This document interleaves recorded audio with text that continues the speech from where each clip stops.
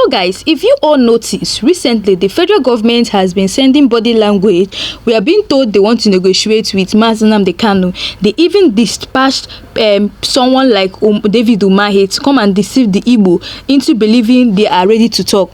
Now, that's not the chapter we are opening today, because while many folks loudly celebrated that move, the real story is what locking what Bennett. Now, if they don't force or coerce Nnamdi Kanu to sign certain agreements before any real negotiation, then what is their actual angle?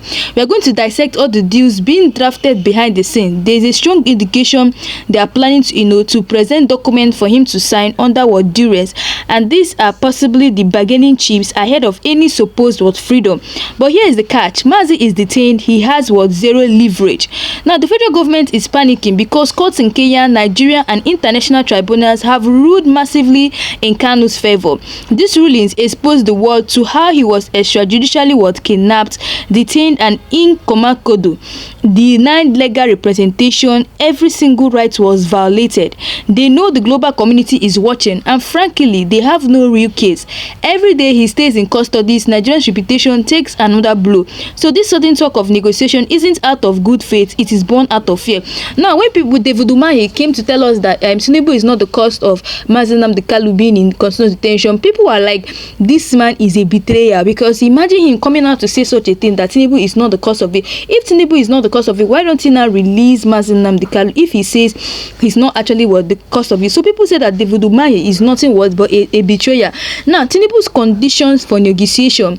On July 4, 2025, Work Minister David Umahi announced that President Tinubu is open to negotiating Kanu's release, but there's one key condition: it must not be used as a political bargaining chip. Now, we are beginning to negotiate his release, but no one should make it a condition because the president did not put him there, Umahi said, stressing it shouldn't be tied to support for Tinubu's 2027 ambition.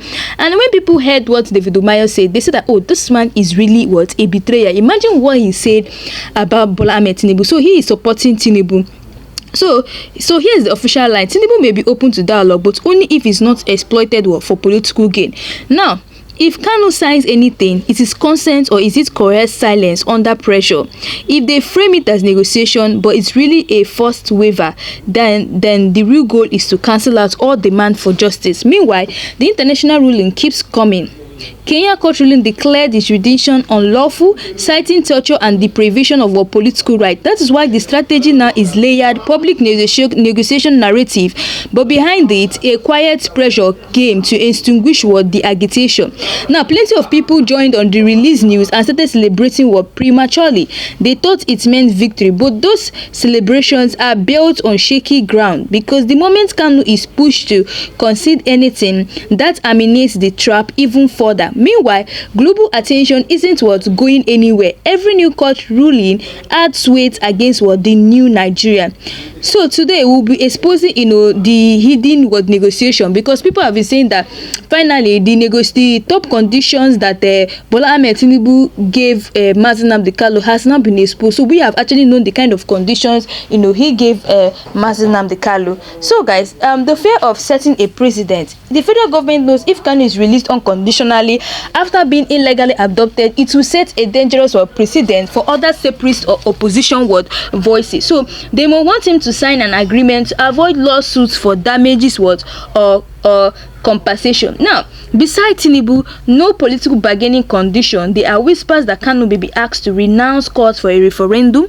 We've been hearing so many whispers that people are saying that one of the conditions that Bola Ahmed Tinubu is going to be giving to Nnamdi Kanu is to renounce calls for a referendum, publicly ask IPOB to stand down, avoid international legal actions against Nigeria after his release, relocate quietly or live under monitoring similar to house arrest. Now, sending Umahi is a sign of desperation, not reconciliation. Umahi was chosen because of his Igbo background, to pacify the Southeast and make it look like dialogue is in good faith. But the real power dynamics remain in Abuja and DSS custody. Amnesty International, UN Working Group on Arbitrary Detention, and several foreign parliaments have tagged this detention as illegal. Federal government knows sanctions or travel bans could follow if they continue to ignore these rulings. Now, Tinubu is facing low approval rating fuel subsidy backlash, and economic crisis. Releasing Kanu under condition is part of a strategy to calm the South-East because before 2027 election and projects himself was as a unifier. Now, premature celebrations weaken with public pressure. It gives the federal government the upper hand to spin the story. We release him now, he must obey us. The movement risks losing momentum if they think the fight is over, while federal government is only reshuffling the cards. Now, all international and Kenyan rulings declare his jurisdiction was illegal.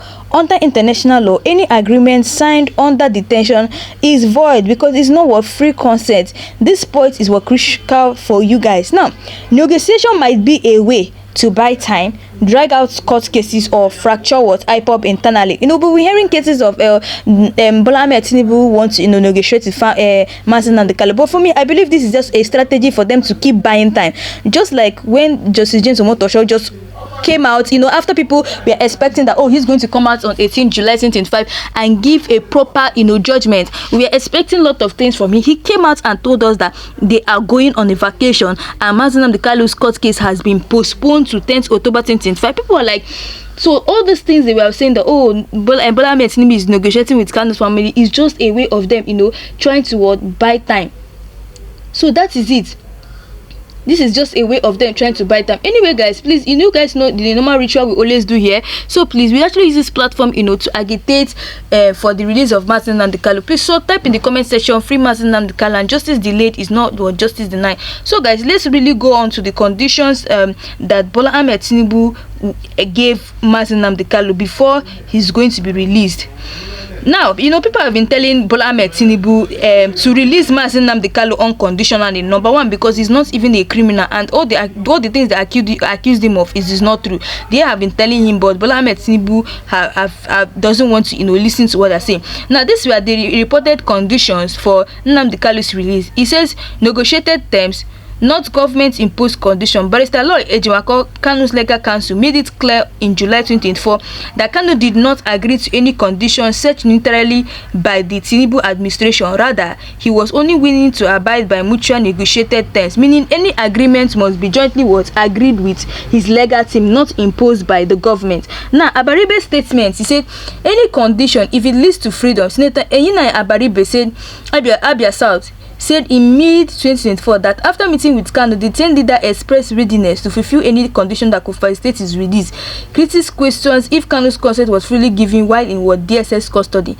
Now, Kanu's family in January 2025 claimed that there was a pro-election meeting in Abuja involving Tinubu's son Seyi, in which the IPOB family agreed not to boycott the 2023 elections, and in return, Tinubu allegedly committed to releasing Kanu after being elected. They said that promise has not been honored. Yes, there was a time I heard such a thing. They said that the Bola Ahmed Tinubu's son, that Seyi, came to the IPOB family and told them that, okay, because of this 2023 election, please, you guys should not cause any harm.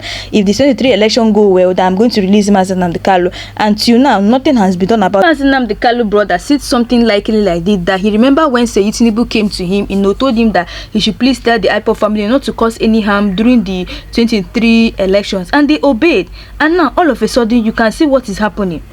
All of a sudden now, Bola Ahmed Tinubu's family has actually Bola Ahmed Tinubu's family has betrayed them. Guys, let's go on. So the conditions that Bola Ahmed Tinubu actually gave to Nnamdi Kanu is for renunciation of Biafra agitation. Some legal analysts speculate the federal government might demand that Kanu sign a statement renouncing IPOB agitation for an independent Biafra. This would allow the government to spin the release as peace achieved and use it to weaken the movement morale. Call off all IPOB activities was another condition given to Nnamdi Kanu by Bola Ahmed Tinubu. Another likely condition is that Kanu will be asked to publicly order IPOB to stand down from any protest, sit at home orders, or further agitation. This would shift the pressure off Tinubu while making it seem Kanu voluntarily suspended the movement. Another condition was that no legal action against federal government. Federal government could push Kanu to agree not to sue the Nigerian government for its legal retention and detention. This would save Nigerian billions in damage. from international human rights cases and protect what top officials what from accountability. Another condition was actually what international pressure was leverage. Conditions must also include what keeping the release quiet until after Nigeria resolves pending international court cases to avoid what admitting what guilt what publicly. Now, amnesty in exchange for silence. There are whispers in political circles that part of the deal could involve a financial settlement or amnesty package in exchange for Kanu permanently withdrawing from this public what spare. So all those things were actually conditions given to what Nnamdi Kanu. Another one was that secret negotiated amnesty. Some insiders suggest the federal government could offer a secret amnesty deal where Kanu is freed but IPOB is declared a reform group in exchange for stopping all sensationist what rhetoric. This would allow Tinubu to claim victory both at home and abroad. So all those things, were conditions given by Bola Ahmed Tinubu to Nnamdi Kanu, which Nnamdi Kanu rejected and said he's not going to, approve all those conditions. Now, my question is, Nnamdi Kanu is not even a criminal to start with. So these conditions should actually be given to a criminal. How can you tell Nnamdi Kanu to renounce Biafra? The man I know, Nnamdi Kanu I know, will never renounce Biafra no matter what they are going to do. So Nnamdi Kanu said, I'm not going to accept these conditions. It's better that, they should judge me and justice should be done in my case. That is what he said. If you guys normally follow my live section, you will see where I was talking about Donald Trump, involving in Nnamdi Kanu's case, because he came out and said that every Nigerian corrupt judges, is going to be sanctioned, and these sanctions involve travel bans and also access freeze. These were sanctions that Donald Trump was talking about concerning what the Nigerian corrupt judges. Anyway, guys, that's all we have for today, and also let me know your thoughts below. Also, don't forget please to type in the comment section free Nnamdi Kanu, because this platform is a platform where we use to agitate for the release of Nnamdi Kanu and to tell the federal government that this man is actually innocent. So guys, thanks for watching. I'll see you guys again in my next video.